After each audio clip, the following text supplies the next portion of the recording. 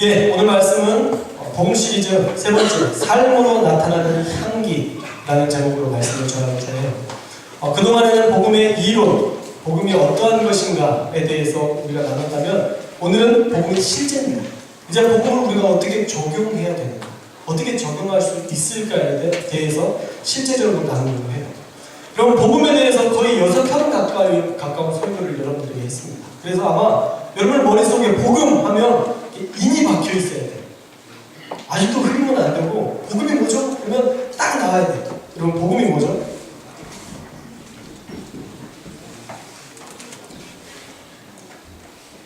저는 항상 외우라고 그랬잖아요. 그죠? 외워주세요. 복음은 예수 그리스도의 죽으심과 부활과 생명 되심이에요. 할렐루야. 자, 예수님의 죽으심과 부활과 생명 되심. 아시겠죠? 예수님께서 우리를 죽으시고 부활하시고 생명이 되신 그 사건이 바로 복음이에요. 자, 복음이 뭐라고요?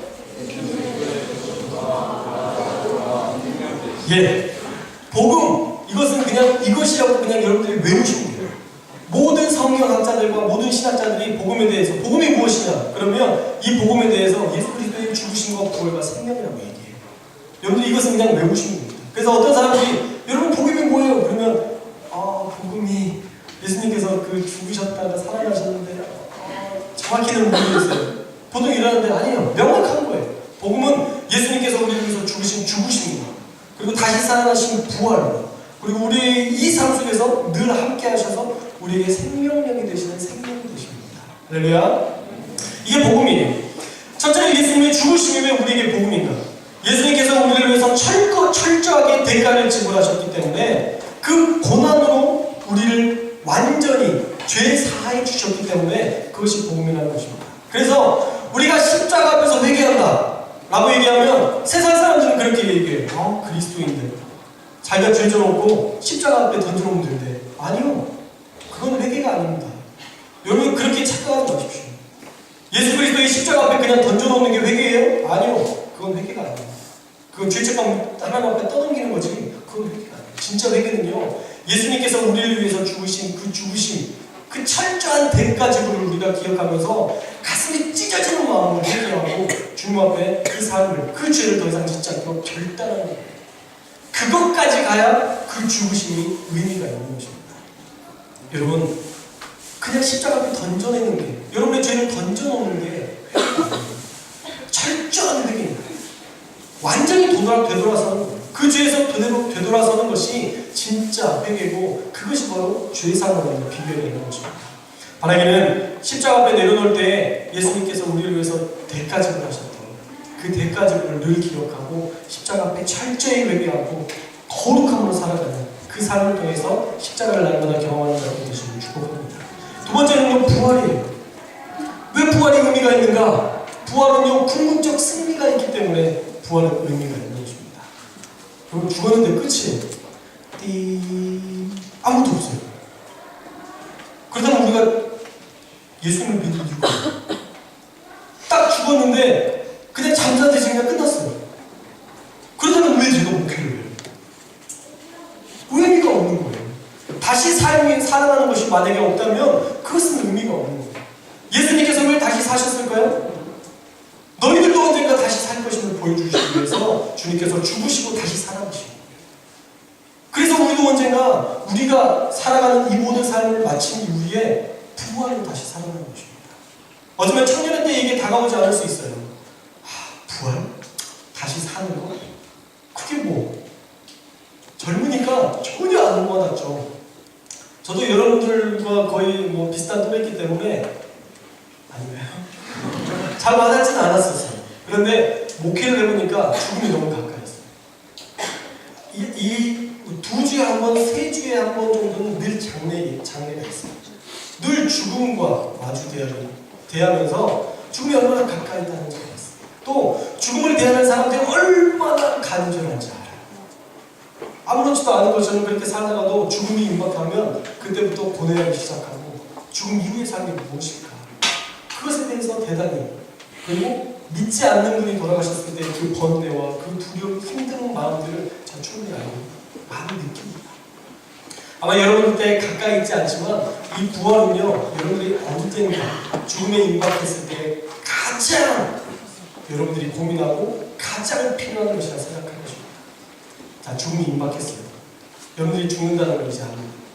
어떻게 하다가 잘못 모르지만 어떤 상황이 펼쳐져서 이제 여러분들이 중환자실에 들어가는 그 기억이 있습니다. 기억은 살아있지만 여러분의 몸은 이제 거의 죽어가고 있습니다. 자, 어떤 게 가장 중요할까요? 그때 어떤 게 가장 중요하다고 생각하세요? 어떤 게 가장 아쉬움으로 남을까요? 내가 어떻게 구원받을 수 있을까? 이걸 누구나 그 문제가 그 죽음 앞에 닥쳤을 때 고민하는 거예요. 그런데 우리가 주님 앞에 신실하게 살고 그 부활의 영광을 분명하게 믿으면 그것은 우리가 고민할 게 아니에요. 오히려 바라요. 우리 권사님들 중에서 지금 88세 되시는 권사님, 제가 신방을 최근에 발표했어요. 몸이 안 좋아서 신방하고 동원 신방했었는데 그 권사님은 늘 그렇게 얘기하세요. 주님 빨리 나를 불러가셔야 되는데. 근데 보통 분들처럼 그럼 빨리 돌아가세요 그러면 아니요 지금은 아니야 이런 분이 아니에요. 그분은 늘 정말 그러셨어요. 그 죽음을, 주님을 만나는 그날을 늘 기다리세요. 어떻게 죽음 앞에서 그렇게 순전할 수 있을까요? 어떻게 그 죽음을 태연하게 맞이할 수 있을까요? 부활이 확실한 분입니다. 죽음 이후의 삶이 너무 분명하기 때문에 그분은 죽음을 두려워하지 않습니다. 저 역시도 마찬가지입니다. 저 역시도 죽음이 두렵지 않아요. 젊은 계획표 죽음 죽지 뭐 이게 아니라 죽음 이후에 내 뒤에 또 다른 세계가 펼쳐 있다는 것을 너무 분명히 알고 있기 때문에 두렵지 않습니다. 죽음 이후의 삶이 오히려 기다려줍니다. 여러분들도 아마 그 하나님에 대해서, 천국에 대해서 분명해지면 기다리게 될 거예요. 지금보다 더 좋다니까요. 이것보다 더 좋은 곳이라니까요. 하나님과 함께할 수 있고 그 하나님과 교제할 수 있고, 지금은 우리는 막연하게 하나님이 어디에 계실 거라고, 물론 분명하게 믿는 분들도 있지만 막연하게 하나님을 바라보지만 그때에는 주님과 내가 얼굴과 얼굴을 마주대야 하면 그렇게 하나님을 예배하고 하나님을 동행한다라고 말씀하고 있습니다. 그 부활의 영광이 있기 때문에 우리는 궁극적 승리를 누릴 수 있다는 것입니다. 마지막으로 예수님의 생명 되심이 우리 가운데 있어야 그것이 복음과 함께하는 삶을 합니다. 예수님을 믿는데 내 삶 속에 예수님이 계신지 모르겠어요. 늘 힘들고 고달프고 괴로워. 그것은 그리스도의 삶이 아니에요. 복음 앞에 철저하게 붙들림 받은 삶이 아니에요. 정말 하나님을 제대로 믿고 하나님 안에서 살아가는 사람들은요, 이곳에서 너무 즐겁게 살아요. 너무 행복해요. 하나님의 나라에 대해서 여러분들에게도 예전에 한번 설명했습니다. 하나님의 나라는 already but not yet이에요. already but not yet. 하나님의 나라는 이미 임했어요. 그런데 but not yet, 이건 아직은 아니에요. 이게 무슨 말이에요? 이게 무슨 말이죠? 내가 술은 마셨지만 음주운전은 하지 않았다. 약간 이런 느낌의 뉘앙스. 술 마시고 운전을 했지만 음주운전은 하지 않았다. 뭐 이런 뉘앙스긴 하지만 그렇지 않아요. 하나님의 나라가 이미 임했지만 아직 아니다라는 의미는 하나님의 나라가 임한 사람도 있고 하나님의 나라가 임하지 않은 사람도 있다는 거예요. 하나님의 나라가 임한 사람은요, 바로 하나님과 늘 동행하면서 하나님을 경험하는 사람이 이미 임한 사람들이고, 하나님의 나라를 경험하지 못하는 사람들은 계속 하나님의 나라에 대해서 막연하게 그냥 아는 모습으로 하나님의 나라가 뭐 천국 죽으면 있겠지 이 정도. 내가 하나님을 만나면 어떤 느낌일까? 이것만 궁금해하고 살아가는 그런 삶에서 멈춰지는 게 바로 not yet에 속한 사람들이에요. 바라기는 저는 여러분들이 하나님의 나라에 깊이 들어가서 하나님과 동행할 수 있었으면 좋겠습니다. 할렐루야. 하나님이 여러분의 삶에 늘 함께하고 늘 곁에 계시다는 것을 분명히 느낄 수 있었으면 좋겠어요. 그럴 수 있느냐고요? 예, 그럴 수 있어요. 성령과 동행하며 살아갈 수 있습니다. 성령이 지금 내 곁에 계신다는 것을 너무도 분명하게 알 수 있다는 거예요. 이것이 바로 십자가 복음입니다. 예수 그리스도의 죽으심과 부활과 생명 되심. 자, 이것을 여러분들이 마음속에 너무 분명히, 너무 여러분 안에 분명하게 믿을 수 있었으면 좋겠어요. 자, 복음이 뭐라고요? 예수 그리스도의 죽으심과 부활과 생명 되심. 뒤에 문 좀 열어주세요. 공기가 부족한 것 같아요. 많은 분들이 죽어가고 있어요. 에어컨도 좀 켜주시면. 예. 자, 그래서 이 복음의 실천편으로 오늘 여러분들과 말씀을 나누고자 해요. 죽으심과 부활과 생명 되심을 누리는 자들이 살아내야 할 향기나는 삶에 대해서 말씀을 나누려고 합니다. 인생은 늘 그렇듯이, 우리 그리스도인의 삶은 늘 그렇듯이 다른 사람들과 달라져요. 다른 사람과 달라요. 똑같으면 그리스도인이라 얘기하지 않습니다. 우리는 거룩하신 하나님과 함께 사는 그리스도인이에요. 주님과 함께 사는 사람들, 그리스도인이라는 것입니다.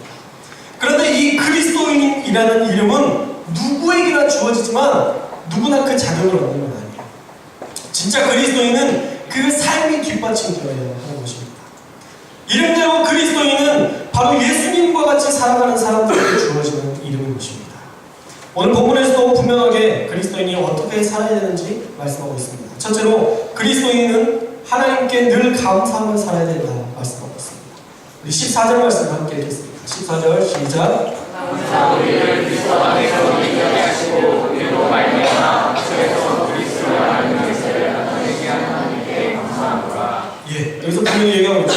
하나님께 감사하며 살아야 되는데 감사해야 할 조건을 두 가지를 얘기합니다. 하나는 그리스도 안에서 이기게 하시고, 또 하나는 그리스도 안에서 각 처해 속에서 그리스도를 아는 냄새를 나타내게 하시고, 이것에 대해서 감사해야 된다라고 얘기하고 있습니다. 첫째로 우리는 그리스도 안에서 이기게 하셨다는 것입니다. 하나님께서 우리를 늘 이기게 하신다는 거예요. 여러분들이 그리스도 안에만 있으면 여러분들은 궁극적 승리자가 될 수 있습니다. 왜냐하면 그 하나님의 전능하심 앞에서, 그 능력 앞에서 우리는 그 어떠한 것도 당연히 이길 수 있는 힘과 모든 것들을 공급하시는 하나님의 역사를 누릴 수 있기 때문이에요. 그리스도 안에 있으면 반드시 승리합니다. 그런데 우리가 승리에 대한 개념을 좀 착각하는 것 같아요. 승리가 마치 잘 돼야 되고, 승리가 마치 성공이라고 착각하는 사람들이 참 많습니다. 여러분, 성공이야 승리한 겁니까? 돈이 많아야 승리하는 건가요? 그것은 눈에 보이는 것 뿐이에요. 진짜 성공은요, 인정받고 돈 많아야 성공하는 것이 아니라 하나님께서 주신 것을 자족하면서 기뻐하면서 그 안에서 사는 것이, 진짜 그 안에서 능력으로 사는 것이 진짜 승리라는 것입니다. 빌립보서 4장 11절부터 13절 말씀, 여러분들이 너무 잘 아는 말씀인데 함께 읽겠습니다. 시작. 내가 불평으로 말하는 것이 아니라 너와 눈에서 지는 나를 선포하게 되었느니 나는 비천에 처할 줄도 알고 풍부에 처할 줄도 알아. 모든 일, 곧 배부름과 배고픔과 풍부와 궁핍에도 처할 줄 아는 일체의 비결을 배웠다. 내게 능력 주시는 자 안에서 내가 모든 것을 할 수 있느니라. 예, 분명히 얘기하죠. 내가 부족하기 때문에 여러분들에게 그렇게 얘기하는 것이 아니라, 나는 빈천에 처한 적도 있고 풍부에 처한 적도 있고 배부름도 배고픔도 풍부와 궁핍에도 처할 줄 아는 일체의 비결을 배웠다. 그것이 바로 자족이라는 것입니다. 내가 스스로 만족하는 것, 그 안에서 나에게 주신 것들을 만족하며 사는 것, 그것이 바로 자족의 은혜인데, 이 자족의 은혜를 배우고 나니까 상황에 얽매이지 않게 된다는 거예요. 성공한 사람들은요, 그 성공한 삶에서 조금만 삐걱거리면 금세 자신의 실패하는 인생을 여깁니다. 그리고 인생을, 자신의 삶을, 생명을 계속적으로 유지하는 것이 너무 힘듭니다. 그런데 일체의 비결을 배운 사람들은 달라요. 상황에 얽매이지 않습니다. 정말 뭔가 더 많은 것들을 누리고 다른 사람들한테 인정받아야만 그것이 자기가 존재하는 가치로 여기지 않습니다. 진짜 가치는 하나님 안에서 살아가면서, 하나님과 동행하면서 하나님께서 주시는 그 능력으로 모든 것을 할 수 있다는 자신감으로 살아갑니다. 그것이 진짜 일체의 비결임을 고백하고 있다는 거예요. 사랑하는 여러분, 여러분들이 그리스도 안에 살면 그 자족의 은혜를 배울 수 있고, 그 자족하면서 살아가는 것으로 승리하는, 날마다 승리하는 삶을 살 수 있습니다. 그러기에 날마다 자족하면서 하나님께 감사하며 살 수 있기를 축복합니다. 또 하나는요, 각 처에서 그리스도를 아는 냄새를 나타내게 하신 하나님께 감사한다 라고 얘기하고 있습니다. 바로 우리로 하여금 그리스도인답게 살도록 드러나게 하신다는 거예요. 여러분들이 세상 속에서 그리스도인으로 드러나게 하신다라는 것입니다. 그 드러냄을 통해서, 아, 저 사람이 그리스도인이구나, 저 사람에게서 그리스도를 느낄 수 있구나 라고 이야기할 수 있는 그 고백들을 들 수 있다는 거예요. 또 그것을 통해서 주님께서 궁극적으로 원하시는 것은 여러분들 통해서 하나님께서 더 높아지시는, 하나님께서 영광 받으시는 것을 원하시는 것입니다. 여러분들을 그리스도의 향기 드러나게 하셔서 여러분들을 통해 그리스도를 높이는 도구로 쓰이기를 원하신다라는 거예요. 바울은 이것을 감사하고 있습니다. 이 두 가지, 나에게 승리를 주셨고 또한 나를 드러내셔서 세상에서 하나님을 높이는 그런 도구로서 나를 사용하시는 것에 대해서 감사하고 있습니다. 그렇게 하나님 앞에 우리가 늘 감사하며 살아야 된다는 것입니다. 여러분의 삶 속에서 감사가 되겠어요. 이번 한 주 동안 어떤 감사를 드렸는지, 내가 하나님 앞에 어떤 것들을 감사하고 있는지 한번 체크해 보시기 바랍니다. 그리고 주님 앞에 내가 승리할 수 있고 내가 사용할 수 있도록 도우신 그 은혜에 대해서 여러분들이 고백하고 또 감사하며 한 주를 살 수 있었으면 좋겠습니다. 할렐루야. 여러분 너무 힘들어 보이세요. 잘 듣고 있는데 제가 눈이 너무 좋아요. 그게 참 단점입니다. 단점. 여러분들이 저기 있는 분들의 표정까지도 다 보여서 여러분들이 이렇게 눈을 한번 이렇게 하거나 이렇게 눈이 위로 돌아가거나 그러면 저도 같이 이렇게 약간 집중력이 떨어져요. 그래서 좀 힘드시겠지만 말씀을 들을 때 조금만 더 힘내시고 또 아멘 하면서, 아멘 하실 수 있죠? 네. 아멘. 네, 힘을 내서 하나님의 말씀을 듣도록 하겠습니다. 자, 첫째로 여러분 감사하는 사람을 주겠고요. 두 번째 그리스도인의 삶은요, 하나님 앞에서 그리스도의 향기가 되어야 돼요. 진짜 향기가 되어야 됩니다. 그리스도의 향기가 된다는 것은 우리에게서 그분의 향기가 나야 된다는 거예요. 여러분을 통해서 그리스도의 향기가 나타나야 된다는 것입니다. 성경에는 수많은 예수님의 삶이 증언되어 있습니다. 예수님의 그 삶을 우리가 본받아야 돼요. 첫째로 예수님께서 어떻게 사셨는가? 예수님은요, 원수를 끝까지 사랑하셨어요. 그리고 원수를 위해서 기도하는 말씀이셨어요. 마태복음 5장 44절 말씀을 함께 읽겠습니다. 5장 44절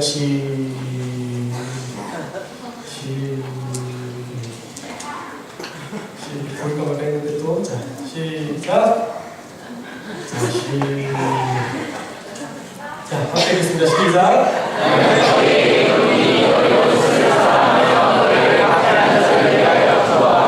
원수를 사랑합니다.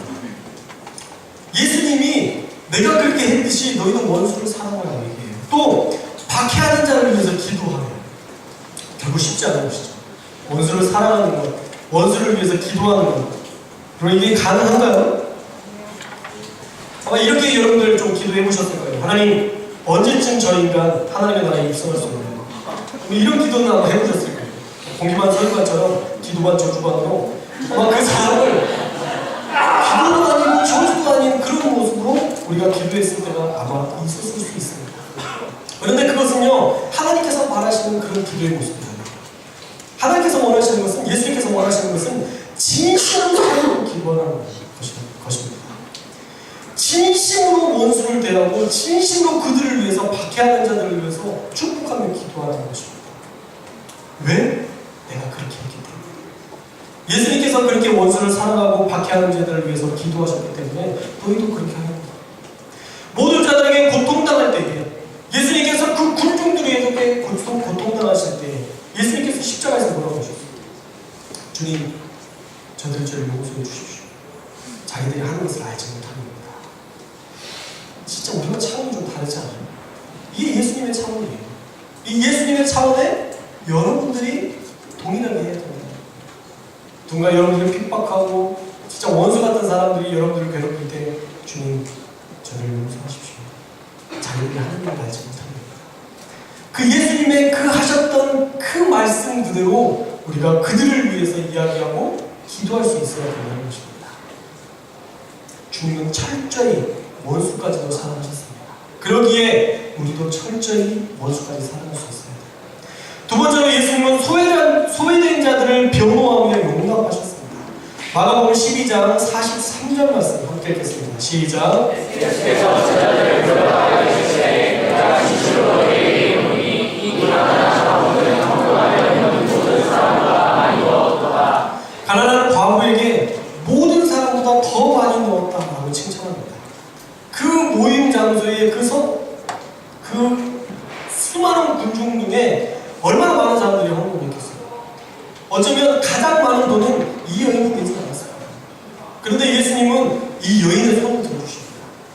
너희가 나 헌금했지, 너희가 하나님 앞에 예물을 드렸지, 너희가 많은 사람들이 예물을 드렸지만 가장 많은 것은 이 여인입니다. 두랩 돈, 기껏해야 1,000원도 안 되는 그 돈, 그 여인의 주시면서 이 여인을 인정해 주셨습니다. 얼마나 열등감이 있었겠어요. 여러분들 이 예배 자리에 오면서도 헌금을 낼까 말까 고민하는 분들 있으시죠? 어려움이 있으셔서 헌금을 못 내시는 분들 많이 있으실 거예요. 예, 그런데 그게 중요한 게 아니에요. 여러분들 그 돈을 내는데 그 액수가 중요한 게 아닙니다. 하나님께서 보시는 것은요, 그 액수가 아니라 중심이에요. 그래서 여러분들 헌금 기도를 유심히 들으시는 분들은 아시겠지만 하나님 앞에 드리는 헌금을 위해서 기도하지만 여러분들이 드리는 그 마음을 위해서도 저는 같이 기도합니다. 그런데 헌금을 드리지도 않았는데 마음마저 없다면, 헌금을 드렸지만 또 그 마음이 없다면 그것은 하나님 앞에서 아무것도 아닙니다.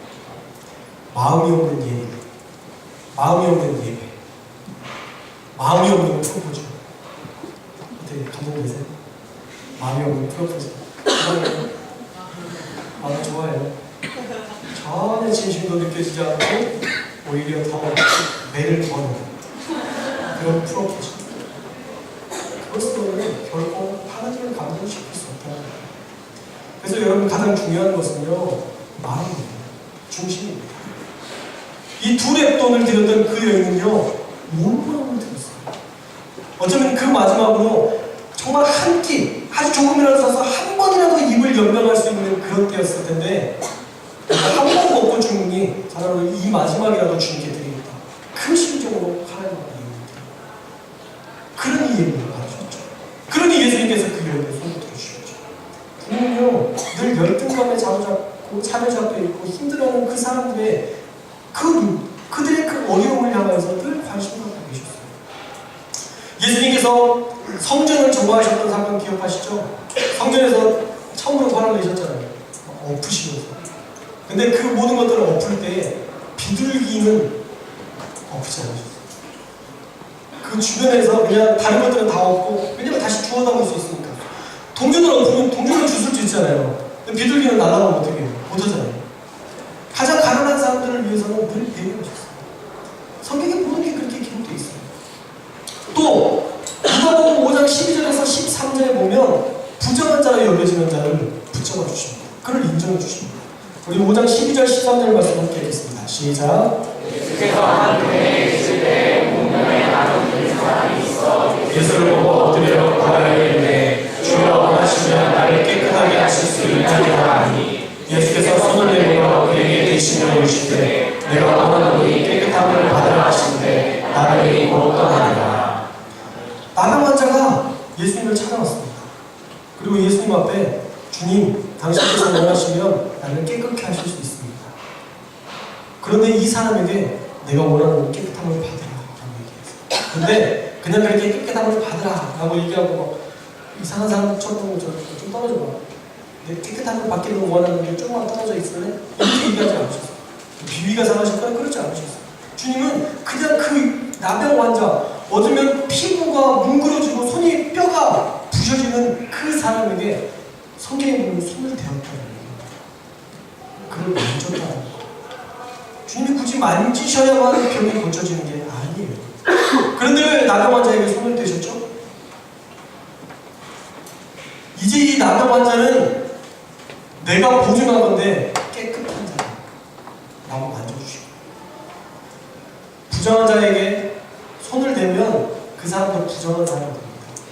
그런데 예수님께서 손을 대서 그 사람을 고쳤기 때문에 이제 이 사람은 더 이상 부정합니다. 예수님께서 만지셨으니까, 야, 예수님께서 만지셨어. 나 다 낫게 하셨어. 이제 이 사람 만져도 돼. 이제 악수해도 돼. 주님께서 보증하시고, 그 연약한 사람을 주님께서 만져주심으로 모든 사람 앞에서 이제는 이 사람은 깨끗한 사람이다 라는 것들을 모두에게 선포하신 것 같은 암묵적인 선포가 있다는 것입니다. 주님께서는 소외된 사람에게 관심을 가지고 늘 그들을 향한 마음을 사셨어요. 저와 여러분이 그래야 됩니다. 돈 많은 사람, 능력 있는 사람, 좀 가진 사람, 그 사람들에게만 관심 갖고 그 사람들과만 친해지려고 하는 그런 삶을 살아서 안 됩니다. 우리의 삶이 그렇게 소외되고 연약한 사람들을 만나서 관심이 있어요. 우리가 어떤 정치적인 목적을 가지고 싸우는 그런 사람들이 아니라 우리가 정말 그 사람들의 그 아픔을 공감해 줘야 돼요. 세월호가 1주년이 되었죠. 어떤 사람들은 그 사람들을 향해서 뭐 종북 세력이 나와서 말이 됩니다. 저는 자식을 가진 사람으로서 그냥 그게 아파요. 무슨 말인지 알겠어요. 자식을 가슴에 묻는다는 거 안 묻어봤지만 그걸 굳이 묻어봐야 알겠습니다. 그들을 위해서 함께 울어줄 사람이 필요합니다. 그들을 비판하거나 정죄하거나 손가락질하는 그걸 원하는 게 아니라 세상은 그들과 함께 울어줄 사람이 필요합니다. 만약 정치적인 어떤 목적이 있다면 그러면 소홀되면 되겠죠. 미리부터 정치적인 목적이 있다고 해서 그들과 함께 울어주지 않는 것은 그것은 그리스도인의 삶이 없습니다. 여러분이 소외된 자들의 삶을 그들을 품어줄 수 있는 그런 삶을 살기를 주님의 축원합니다. 저도 부족하지만 그런 것을 실천하기 위해서 우리 교구 어르신들 중에서 정말 어렵고 힘든 분들 그런 분들은 늘 신방하는 분들 지금 한 4분 정도 우리 목사님들이 몸이 아프시고 교회 못 나오시는데 매주마다 신방해요. 매주마다 나가서 기도해주고 이제 곧 하나님의 나라에 갈 날이 얼마 멀지 않는 그분들 목회자로서는 한 번 신방하면 내가 할 일을 다 하는 건데 그러고 싶지 않아서 소외되는 분들에 대해서 더 기도해주고 그 아픔을 그래도 목회자가 와서 기도해주면 위로를 받으시고 그 위로를 조금이나마 얻게 하기 위해서 신방하고 품어갑니다. 여러분 가진 자를 위한 그리스도인이 되어서 나옵니다. 물론 그들을 무조건 배척하는 것도 옳은 것은 아니에요. 가진 자들과도 연합해야 되지만 갖지 못한 자들을 위해서 우리가 그들에게 베풀고 그들에게 나눌 수 있는 삶을 사는 게 바라는 것입니다. 하나님은 저와 여러분이 그러한 작은 예수가 되시길 주님의 이름으로 축원합니다. 그래서 좀 나누세요. 여러분 나눌 공간이 얼마나 많아요. 여러분을 위해서만 쓰지 말고 이런 좀 국제 기업의 책이거나 뭐 네이버스나 굿네이버스나 수많은 우리가 나눌 수 있는 그런 사람들이 많이 있잖아요. 그 사람들이 좀 나누세요. 여러분 재정을 좀 흘려보내세요. 이게 이제 하나의 다이어트 효과가 될 수 있습니다. 하나 먹으려고 할 때 지금 애끼겠습니다. 이렇게 애껴서 3만 원이면 한 달을 먹을 식량이 그래요. 할 수 있잖아요. 실천해야죠. 여러분에게 도전합니다. 저도 하고 있습니다. 선교사님 2분 후원하고 있고 또 한 아이를 후원하고 있습니다. 제가 할 수 있는 한도 내에서는 지금 이만큼이에요. 이것도 어떨 때는 더 볼 때가 있어요. 근데 이만큼 제가 하려고 결정했어요. 그리고 흘려보냅니다. 그냥 자동이체 시켜놓으면 아까운 줄 모르고 나가요. 그냥 나가요. 뭐가 나한테 빠졌는지 신경도 안 쓰고요. 막 이걸 아까운 걸 그러지도 않아요. 저도 지금 국제기업의 이쪽에서 계속 흘리고 한 지금 4년 했나? 전혀 뭐 아깝다는 생각도 안 했는데 그럼 그렇게 하시면 돼요. 연약한 자들 향해서 흘려보낼 수 있는 자들. 또 예수님은요 기도하셨어요. 예수님은 기도하셨어요. 누가복음 22장 44절 말씀 함께 읽겠습니다. 시작. 예수께서 스스로에서 완전히 기도하시니 땀이 나게 떨어지니까 하시니라. 여러분 이렇게 기도해 보셨나요? 땀이 떨어지는데 핏방울 돼서 떨어지는 거예요. 아무도 안 해보셨죠? 저도 못 해봤어요. 근데 이것이 의미하는 바는 그렇게 간절히 기도해봤냐는 거예요. 예수님도 이렇게 기도하셨답니다. 땀방울이 핏방울이 되도록 기도하셨대요. 그 모세혈관이 그 미세한 혈관들이 터질 만큼 그렇게 간절한 마음으로 기도하셔서 땀방울이 핏방울이 돼요. 우리는 그런 간절함으로 기도하시는 것입니다. 예수님도 그렇게 간절히 기도하셨다면 우리도 그렇게 간절히 기도할 수 있어야 돼요. 왜 예수님께서 기도하셨을까요? 예수님께서 왜 굳이 기도하셨을까요? 예수님은 기도하셔야만 하나님의 마음을 알 수 있었을 것입니다. 여러분도 그렇잖아요. 하나님 앞에 간절히 기도할 때마다 하나님의 마음을 알 수 있잖아요. 하나님이 나에게 원하시는 방향성들과 비전에 대해서 깨닫게 되잖아요. 마찬가지예요. 예수님도 인간의 몸으로 입고 오셨기 때문에 그때마다 하나님께서 보여주시고 힘을 주시고 능력을 주시고 그 겟세마네 동산에서 간절히 기도했더니 그때 천사들이 와서 힘을 더해주었다. 그렇게 얘기하잖아요. 기도할 때마다 그것을 경험해요. 예수님도 그렇게 하셨다면 우리도 그렇게 기도해요. 여러분 식기도로 여러분 인생 변화가 되겠습니다.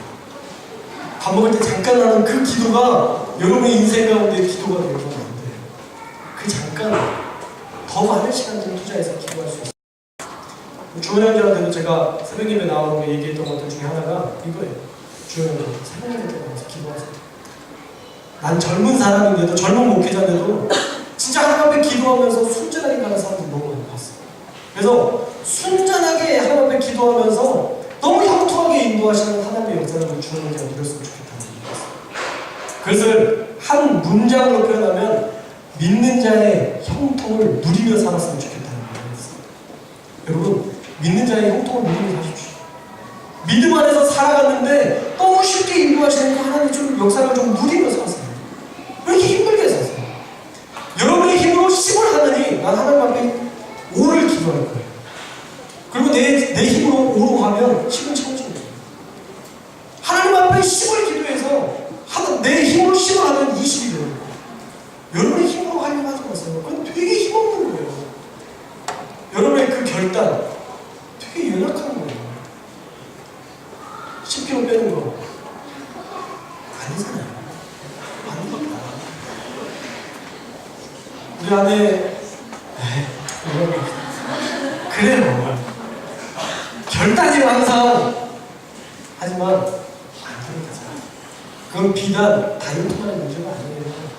우리 인생의 결단이 그렇게 계속 이어지는 경우가 많습니다. 우리가 약하기 때문이에요. 그런데 하나님 붙들고 가면요 할 수 있어요. 왜냐하면 기도하면서 가면 하나님 계속 말씀하시거든요. 하나님께서 결단할 수 있도록 도우시거든요. 원수 사랑하는 거 안 되죠. 내 감정으로는 사랑할 수 없죠. 그런데 그 원수를 사랑하고자 하는 마음을 다하고 기도하면 사랑스러워져. 아니, 먼저 사랑할 수는 없고요. 불쌍하게 여겨져. 그 사람이 그거란 마음으로 여겨져. 그 이후에 사랑하게 돼요. 그게 기도의 원리입니다. 기도의 방법이고 기도의 능력이에요. 저는 믿는 자의 형통을 여러분들이 누릴 수 있었으면 좋겠습니다. 마지막으로 예수님처럼 영혼을 사랑할 수 있습니다. 우리가 사랑해야 돼요. 요한복음 13장 1절 말씀, 6월절 전에 예수께서 자기 세상을 떠나 아버지께로 돌아가실 때가 이런 줄 아시고 세상에 있는 자기 사람들을 사랑하시되 끝까지 사랑하신다. 주님은 영혼들을 끝까지 사랑했다라고 얘기하십니다. 그런 사랑이 있었기 때문에 전도할 수 있었던 거예요. 영혼을 품었기 때문에 사명에 충실할 수 있었습니다. 그래서 우리도 예수님처럼 영혼을 사랑하고 품는 예수님의 심장을 가진 작은 예수가 되어야 한다는 거예요. 여러분이 작은 예수가 되어서 그 영혼을 품는 마음으로 우리가 복음을 전해야 된다는 거예요. 여러분들이 나아가서 복음 전하는 그 전도지 하나가 그 영혼을 바꾸는 기회가 될 수 있는 거예요.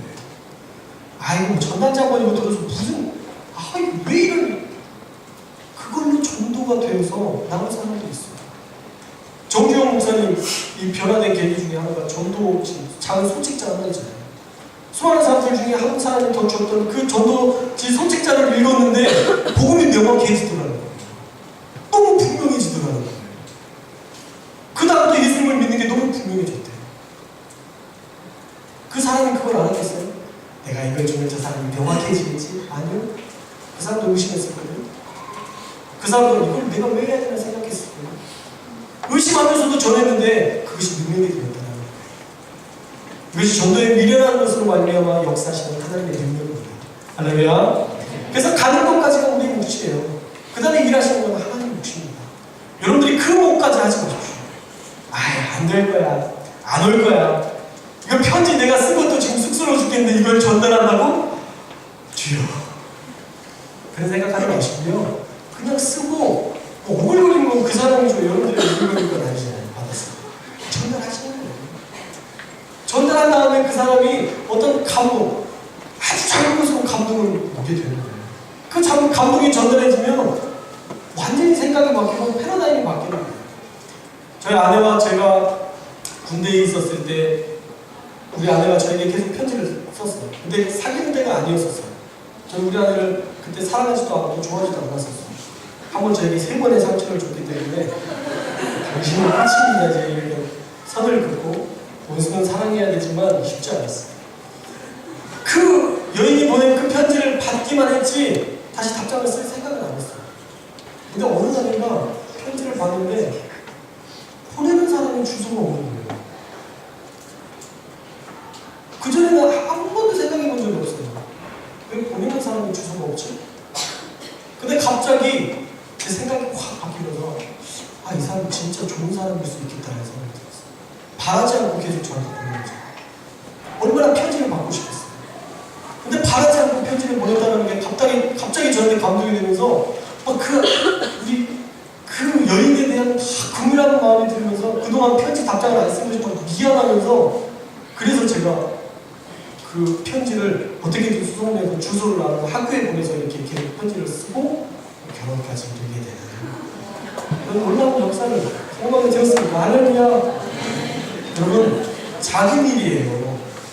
대단히 큰 일이 아니지만 그 작은 것이 어떤 순간 하나님의 역사를 통해서 완전히 생각이 전환될 수 있는 그런 계기가 될 수 있는 거예요.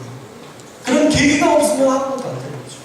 여러분이 그 계기를 마련해 줄 수 있는 그러한 그리스도인이 되었으면 좋겠습니다. 그래서 16절 말씀처럼 여러분들을 통해서 모든 사람들에게 그 향기가 전해질 수 있었으면 좋겠어요.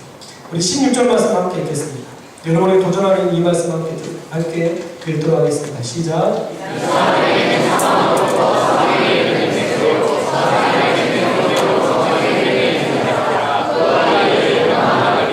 누가 감당하시나요? 지금 성경은 얘기하고 있습니다. 이 일을 누가 감당할 것인가? 요즘 그리스도인들 제대로 사는 사람들이 있어? 라고 물을 때에 여러분들이 손을 들고 저요. 내가 바로 작은 예수 라고 말할 수 있어야 된다는 거예요. 여러분들이 떳떳하게 살면 그럴 수 있어요. 우리가 그렇게 얘기해야 된다는 거예요. 그런데 가끔 착각하는 사람들이 있어요. 나는 잘 살고 있다고 착각하는 사람들이 있어요. 나는 그리스도 안에서 잘 살고 있다고 착각하는 사람들이 너무 많습니다. 여러분이 여러분들을 인정하는 게 의미가 있는 게 아니라 하나님이 여러분들을 인정하셔야 되고 다른 사람이 여러분들을 인정해야 돼요. 여러분들이 아무리 떳떳해서 내가 작은 예수요 라고 말해봤자 작은 예수는 무슨 넌 아무리 봐도 작은 괴수다.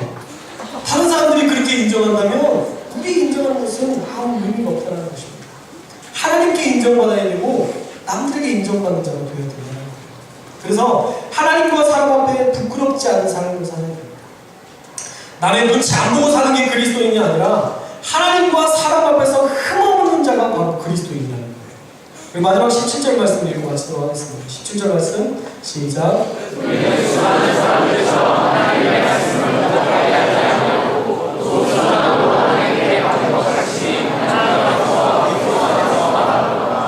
하나님의 말씀을 혼잡하게 하지 않는 겁니다. 우리 때문에 하나님이 이상한 분으로 여겨지게 되어서는 안 되고 그 말씀이 진리가 아닌 것으로 오해받게 해서도 안 된다는 거예요.